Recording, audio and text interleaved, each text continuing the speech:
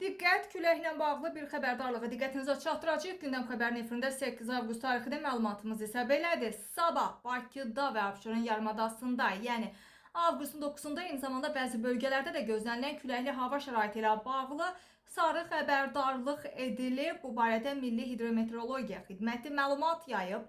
Məlumatda bildirilir ki, Bakıda və Abşeron yarımadasında Naxçıvan Muxtar Respublikası, Cəbrayıl, Goranboy, Naftalan, Daşkəsən, Mingəçevir, Cəlilabad, Biləsuvar, Hacıqabul, Xaçmaz, Tiyəzən, Şabran və Qusarda sarı xəbərdarlığa uyğun olaraq şimal-qərb küləyi əsəcək və küləyin sürəti isə 13,9 və 20,7 metr/saniyə təşkil eləmiş olacaq və qeyd eləyək ki, Milli Hidrometeorologiya Xidməti eyni zamanda sabah, yəni çimərliyə gedənlər üçün də xüsusi bir xəbərdarlıq verir. Sarı xəbərdarlığa uyğun olaraq təhlükəli vəziyyətdə və uyğun olmayan çimərliklərdə çimməsəniz daha yaxşı olar. Bu sizin sağlamlığınızdan çox ayaqda qalmağınız və sağlam deyil, yaşamağınız üçün önəmlidir.